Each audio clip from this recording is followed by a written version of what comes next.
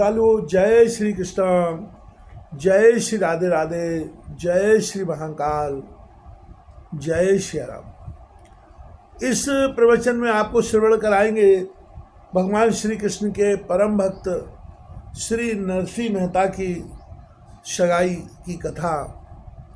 भक्त भावन भगवान श्री कृष्णचंद्र जी की कृपा से भक्तराज कुंवरबाई की विदाई की चिंता से मुक्त हो गए। अब निश्चिंत होकर वह अपना जीवन पूर्वत केवल भजन पूजन में व्यतीत करने लगे। उनके भजन पूजन और साधु सेवा की चर्चा नगर भर में खूब फैल गई थी। अतएव उनकी जाति के लोग अब उनसे असंतुष्ट रहने लगे। जाति के गणमान्य लोग तो उनसे घृणा करते थे और उनसे मिलना जुलना भी अपनी प्रतिष्ठा के विरुद्ध समझते थे, परंतु परम भागवत नरसिंह राम को इन बातों की तनिक भी परवाह नहीं थी। सच्चे भक्त इस ओर ध्यान ही नहीं देते थे कि दुनिया उनके विषय में क्या कहती सुनती या समझती है।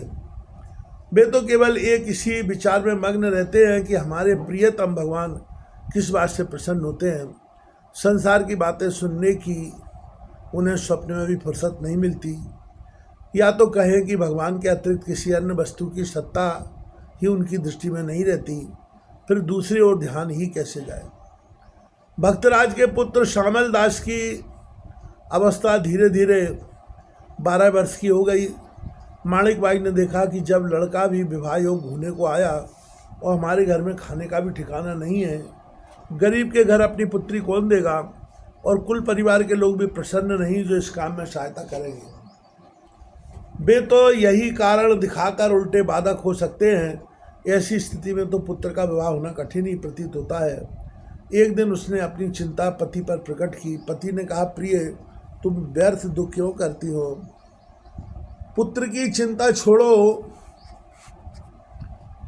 केवल श्री कृष्ण का ध्यान करो। सदा मन में उन्हीं को रखो। वह दयालु प्रभु अपने आप हमारे सारे कार्य यथा समय करते रहेंगे। वह स्वयं हम सदैव हमारे लिए चिंतित होंगे। उन्हीं दिनों गुजरात के बड़नगर नामक शहर के रहने वाले मदन मेहता की पुत्री के लिए एक सुयोग्य वर की खोज चल रही थी।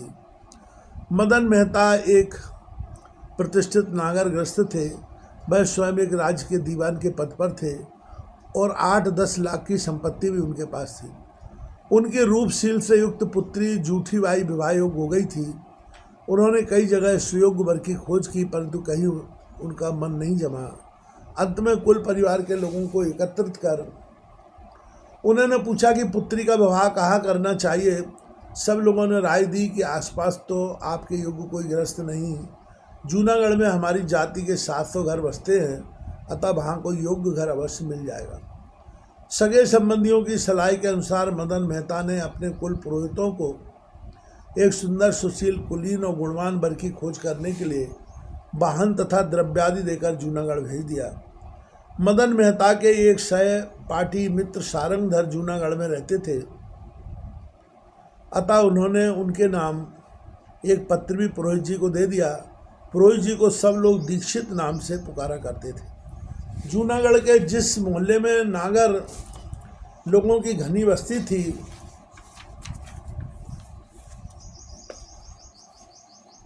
उसके बीच में एक चबूतरा बना हुआ था, जिस पर शाम को बहुत से लोग बैठकर गपशप किया करते थे।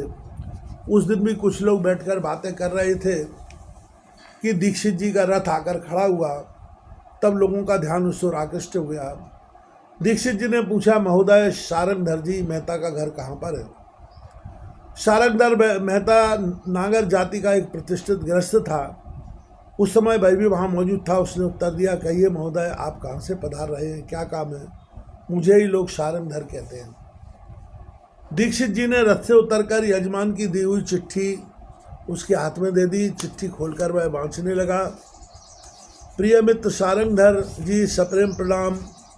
आपके पास अपने कुल पुरोहित श्री दीक्षित जी को भेज रहा हूँ। मेरी पुत्री झूठी बाई की अवस्था विवाह योग हो गई है। कृपा कर अपने यहाँ किसी कुलीन घर में एक रूपशील युक्त स्वर्ग घर देखकर संबंध करा दीजिएगा। आपको अपना अभिन्न मित्र जानकर यह कष्ट दे रहा हूँ। आपका मदन मेहता। सारंगधर पत्र पढ़कर उठ खड़ा हुआ और दीक्षित जी को लेकर अपने घर आया। दीक्षित जी का उचित सत्कार कर उसने अपने मित्र मदन राय जी का कुशल समाचार पूछा। बात की बात में समाचार सारी नागर जाति में फैल गया कि बड़नगर से एक पुरोहित जी बर की खोज में आए हैं। चारों ओर से एक न एक बहाना लेकर लोग सारंगधर के घर पर एकत्रित होने लगे। जो आता वही पहले अनजान की तरह दीक्षित जी की ओर इशारा करते हुए प्रश्न करता, कहिए सारंग जी, आप महोदय कौन हैं? सारंगधर सबको यही उत्तर देता, आप बड़नगर के मेरे मित्र मदन नारायण जी के पुरोहित हैं। मेरी मित्र की कन्या के लिए एक सुयोग्य वर की खोज में आए हैं। वर की खोज में आए हुए मनुष्य को देखकर प्राय ग्रस्त लोग चंचल उठते हैं। जो लोग विशेष स्वार्थी होते हैं उनका तो कहना ही क्या, वे तो येन केन प्रकार अपना काम बनाने के लिए बेचैन उठते हैं। ऐसे कुछ लोग जो वहाँ बैठे थे अपने को रोक न सके, उन्होंने अपनी राय प्रकट करना शुरू कर दिया। किसी ने प्रकारांतर से अपने पुत्र का ही गुणगान कर डाला, किसी ने अपने मित्र की कुलीनता का बखान किया, किसी ने अपने संबंधी की उन्नति का रोचक वर्णन सुनाया, किसी ने व्यापार चतुर वर का, किसी ने उच्च पदस्थ वर का, किसी ने सुंदर और सुशील वर का और किसी ने विद्या व्यसनी वर का पता बताया। दीक्षित जी चुपचाप सब बातें सुनते रहे। दूसरे दिन सारंगधर दीक्षित जी को साथ लेकर घर वर दिखाने चला। उसने अपने मित्र कृष्ण राय की रास्ते में खूब प्रशंसा की और उनके दरवाजे पर पहुंचा। कृष्ण राय ने दीक्षित जी का खूब आदर सत्कार किया, प्रकारांतर से अपने धन और प्रतिष्ठा का भी कुछ जिक्र कर डाला और पुत्र को कपड़े लत्ते से सजाकर सामने बिठा दिया। दीक्षित जी ने उससे पूछा, तुम्हारा नाम क्या है? परंतु वह चुप रहा। दीक्षित जी ने पुनः वही प्रश्न दोहराया। लड़के ने कुछ घबराहट के साथ पूछा, क्या पूछ रहे हैं? बस दीक्षित जी ने टाल लिया कि लड़का बधिर है। उन्होंने सारंगधर से वहाँ से उठने का संकेत किया। वहाँ से उठकर सारंगधर आगे बढ़ा। उसने कृष्ण राय का पुत्र दिखाने की यथार्थता को समझाने की चेष्टा की और फिर दूसरे मित्र अतिशुक राय की ओर बढ़ाई की। अतिशुक राय ने भी दीक्षित जी को आकृष्ट करने का भरपूर प्रयत्न किया। दरवाजे पर बैठे कुछ गांव के लोगों ने भी उनकी प्रशंसा का पुल बांध दिया। जब अतिशुक राय का पुत्र गहने वस्त्र से सजकर सामने आया तो दीक्षित जी ने उससे भी प्रश्न किया, तुम्हारा नाम क्या है? लड़के ने तुतली आवाज में उत्तर दिया, वी विद्याधर रा राय। दीक्षित जी ने फिर आगे कुछ न पूछा, सारंगधर को उठने के लिए कहा। इस प्रकार कई दिनों तक घूम फिरकर अपने हितमित्र और जाति के प्राय सैकड़ों लड़कों को सारंगधर ने दिखाया, परंतु दीक्षित जी की दृष्टि एक भी लड़का नहीं चढ़ा। किसी को बधिर, किसी को तुतला, किसी को मूर्ख, किसी को कुरूप इत्यादि एक न एक कारण दिखाकर उन्होंने सबको छांट दिया। स्वयं दीक्षित जी अयोग्य लड़कों को देखते देखते तंग आ गए। उन्हें संदेह हो गया कि शायद सारंगधर योग्य वर्ग दिखाने की अपेक्षा अपने सगे संबंधी और मित्रों के लड़के दिखाने की अधिक चिंता रखता है। अब उनका मन सारंगधर पर विश्वास करने की गवाही नहीं देता था, परंतु मदन मेहता ने जब सारंगधर को अपना मित्र समझकर उसके पास उन्हें भेजा था, तब वह उसके विरुद्ध कैसे चल सकते थे। अतएव उन्होंने सारंगधर से कहा, मेहता जी, केवल कुलीन या सुंदर लड़का मुझे नहीं चाहिए, लड़का गुणवान भी होना चाहिए। आपने बहुत से लड़के दिखाए परंतु सुयोग्य वर एक भी दिखाई नहीं पड़ा। सारंगधर भी इधर दीक्षित जी की चाल से तंग आ गया था। उसने सोचा यह बड़ा विलक्षण आदमी है, इसे कोई लड़का पसंद ही नहीं आता, अतः अपने को बड़ा चालाक समझता है। अब मैं ऐसा घर बताता हूँ, यह भी याद रखेगा। सारंगधर ने मुस्कुराते हुए दीक्षित जी से कहा, दीक्षित जी, आप मेरी जाति के सैकड़ों लड़के देख चुके हैं, अब मैं अपनी जाति के मुखिया का एक लड़का दिखाता हूँ। मुझे आशा है वह लड़का आपको अवश्य पसंद आ जाएगा। बहुत तरह की चीज़ें दिखाने के बाद अच्छी चीज़ दिखाने पर ही उसका मूल्य ठीक समझ में आता है। दीक्षित जी ने कहा, अच्छा, अंत में ही दिखाइए, पर दिखाइए सुयोग्य वर। अब अधिक तरह की चीज़ें देखने की मेरी इच्छा नहीं है। अब तो काम खत्म करके मैं शीघ्र वापस होना चाहता हूँ। सारंगधर ने मन में मजाक का भाव लेकर दूर से ही इशारा करते हुए कहा, भाई देखिए, स्वर्ण कलश वाला जो मंदिर दिखाई देता है भाई नरसिंह राम जी मेहता का घर है। वे बड़े ही कुलीन और भगवत भक्त ग्रस्त है। उनका व्यवहार बड़ा सच्चा है और उन्होंने धन भी खूब एकत्र कर रखा है। उनका पुत्र भी हर तरह से योग्य है और वहाँ आपको पूर्ण संतोष होगा। वहाँ मेरे जाने की कोई विशेष आवश्यकता नहीं है। अच्छा महाराज, नमस्कार, मैं अभी वहाँ जाता हूँ। यदि सब प्रकार से संतोष हो जाएगा तो मैं अवश्य संबंध कर लूँगा, और नहीं तो किसी दूसरे स्थान के लिए रवाना हो जाऊँगा। बस आज्ञा दीजिए। इस तरह कहते हुए दीक्षित जी ने विदा मांगी। अच्छा महाराज, नमस्कार कहकर सारंगधर जी ने भी मस्तक झुकाया और हाथ जोड़कर विदा किया। दीक्षित जी तुरंत नरसिंह राम जी के घर पहुंचे। उस दिन कोई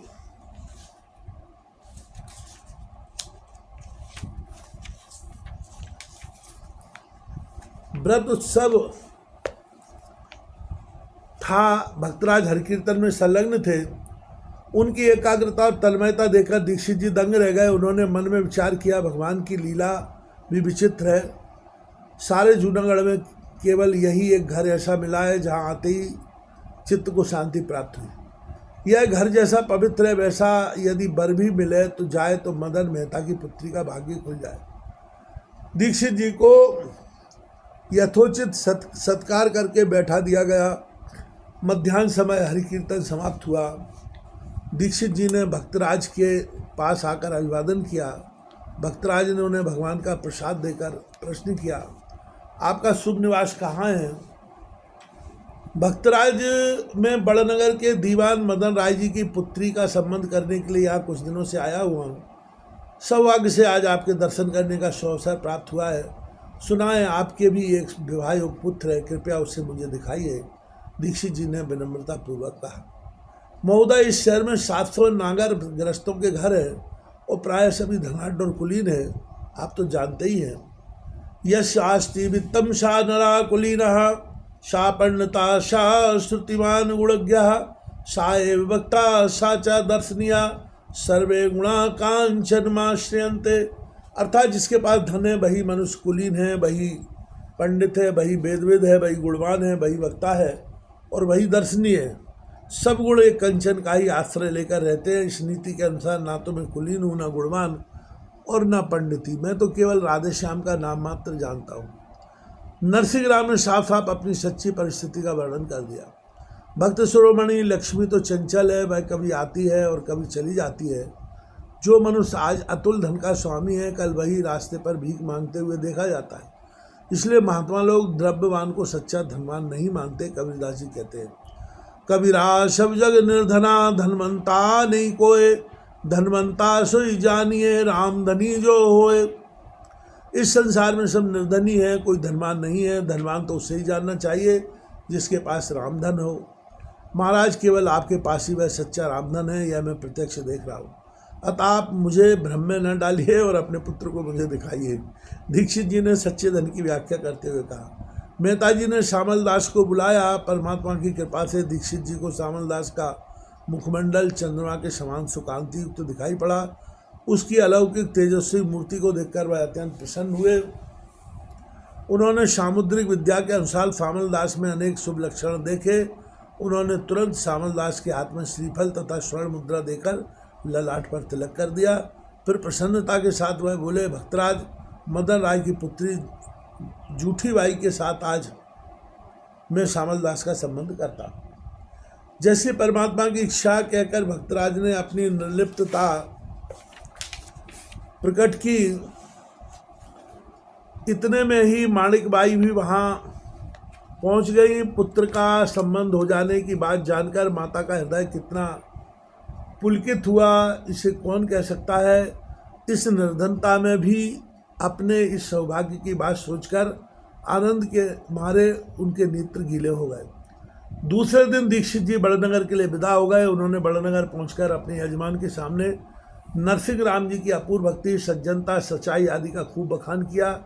श्यामल दास के रूप, शील और सुलक्षणा का वर्णन करते हुए जूठी बाई के सौभाग्य के लिए उसे बधाई दी। मदन राय का सारा परिवार उनके वर्णन को सुनकर बड़ा आनंदित हुआ। नरसिंह राम जी की निर्धनता पर मदन राय ने बड़े उत्साह के साथ कहा कि जब कुल शील आदि में वह सब तरह से योग्य हैं तो फिर धन की कोई चिंता नहीं। भगवान ने भरपूर दिया है। 7-8 लाख की संपत्ति में से 1 आध लाख भी उन्हें दे देने से उनका कष्ट दूर हो जाएगा।